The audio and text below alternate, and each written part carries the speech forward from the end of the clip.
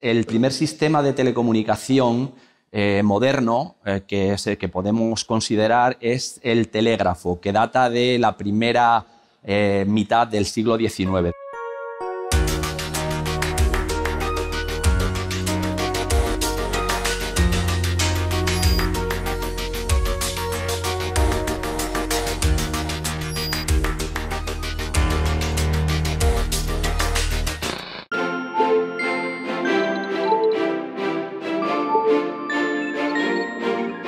Surgieron posteriormente el teléfono, el telégrafo sin hilos, radio, televisión, luego ya posteriormente comunicaciones por satélite, sistemas de posicionamiento como el GPS, redes de ordenadores soportadas por Internet, al principio en cobre, actualmente en fibra óptica y bueno, hasta los modernos sistemas de comunicaciones móviles 5G.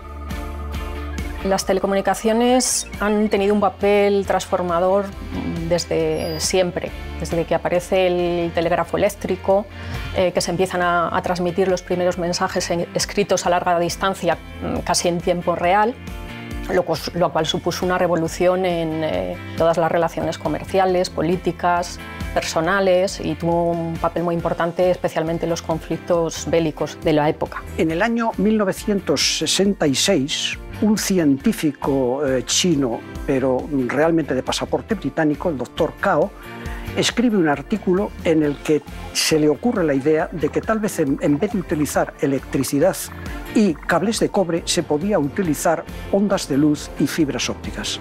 La primera ruta de fibra óptica se inaugura en el año 1976 entre dos centrales de telecomunicación del área de Londres, Hitchin y Stevenage, y por este hallazgo científico Charles Kuen Cao recibe el Premio Nobel de Física en el año 2009. Analizando cómo evolucionan las redes de comunicaciones cada vez a mayor velocidad, es fácil intuir que en los próximos años habrá grandes avances en este campo. Detrás de casi todas nuestras acciones cotidianas están las telecomunicaciones. En el año 2020, este sector supuso más del 3% del PIB de nuestro país y dio trabajo a más de 500.000 de personas.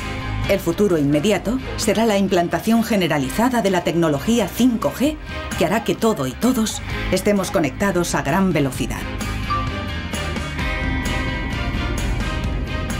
Los 5G son tecnologías móviles, tecnologías locales, pero hay que comunicarlas entre sí. Y esa comunicación se hace a través de grandes redes troncales o a través de grandes cables submarinos.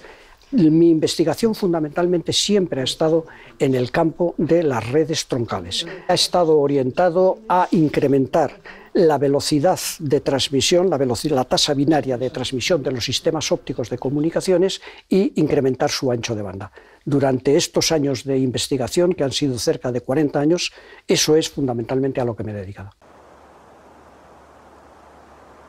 Hemos enfocado nuestra investigación principalmente al desarrollo de simuladores de agrupaciones de antenas, de tal manera que lo que se le dice a cada antena en cada momento se le da la información de modo que, sin mover la antena físicamente, la antena enfoca a un usuario concreto. Esto va a ser clave en la implantación del 5G más avanzado, pero no solamente en eso, sino que también es clave, como decía, en los satélites de alto rendimiento, donde ya, en vez de dar coberturas globales a toda la Tierra, se da múltiples coberturas en zonas mucho más pequeñas. Para poder hacer eso es necesario utilizar la tecnología de antenas inteligentes, lo que se conoce como antenas de barrido electrónico, que sean capaces de dar ese servicio. Ahí es donde entra y es donde están las posibilidades de uso, donde ya se empieza a utilizar nuestro software para poder atacar esos problemas. Estamos centrados principalmente en las redes 5G. Estas redes 5G buscan, como característica importante, aplicar estas nuevas tecnologías de comunicaciones y técnicas de inteligencia artificial a sectores un poco olvidados hasta ahora, como el sector de la industria y la construcción. Además, también nos dedicamos a aplicar el conocimiento adquirido en ese desarrollo de técnicas de inteligencia artificial y analítica de datos en otros campos diferentes como las Smart Cities o las redes de satélites. Actualmente participamos en un proyecto dentro del marco europeo H2020, se denomina Locus, y que está principalmente enfocado en mejorar el posicionamiento de los usuarios mediante el uso de redes 5G. Y además hacer uso de ese posicionamiento mejorado de los usuarios para optimizar los propios servicios de la red. Las telecomunicaciones jugaron un papel decisivo durante los peores meses de la pandemia del coronavirus, permitiendo el trabajo y la educación a distancia. La influencia que tienen en nuestras vidas es objeto de estudio y de debate en la sociedad y, por supuesto, en la universidad. Es necesario que tengamos una legislación básica que permita garantizar los derechos de los trabajadores en el ámbito laboral y que permita una solución eficaz de estos conflictos que puedan darse y, por supuesto, que aporte también seguridad jurídica. El derecho a la protección de datos, que imagino que les suenan, porque ahora es, desde luego, el derecho fundamental estrella, que permite al ciudadano saber qué información tienen de él y controlar qué uso se hace de la misma. Y un derecho fundamental más novedoso, el derecho al propio entorno virtual, que, digamos, ampara aquella gran cantidad de información que está protegida individualmente por distintos derechos fundamentales, por la intimidad, por la protección de datos, por la inviolabilidad del domicilio, y que conjuntamente puede dar un perfil muy definido de un ciudadano.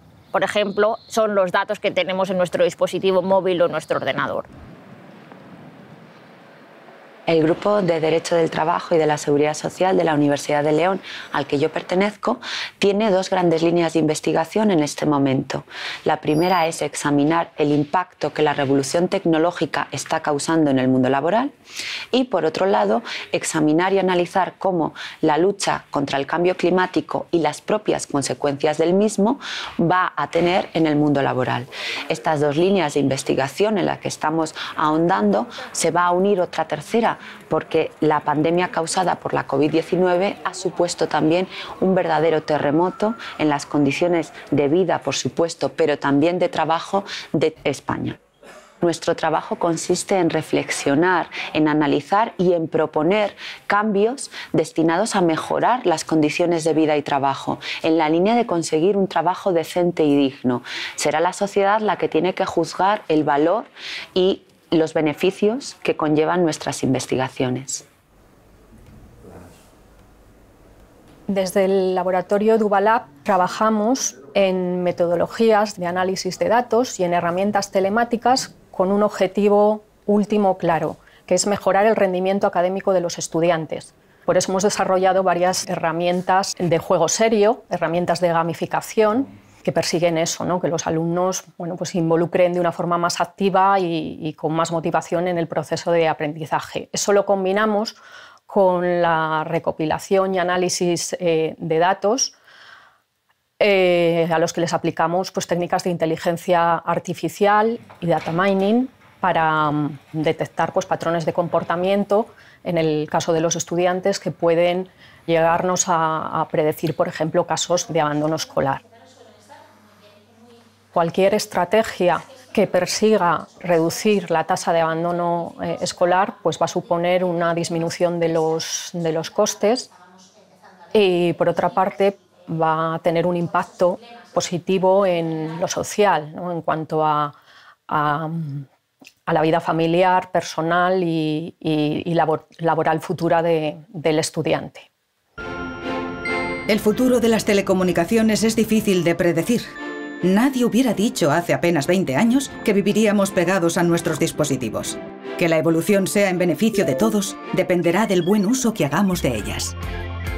Mirando la situación actual, es fácil intuir que el papel de las telecomunicaciones en nuestra vida va a ser cada vez más importante. Además, aparecerán nuevos sectores y nuevos ámbitos de nuestra vida cotidiana en los que las telecomunicaciones se podrán beneficiar de los avances que se realicen. Se van a difuminar las coordenadas de espacio y tiempo. Va a dar un poco igual dónde trabajemos y a qué hora lo hagamos.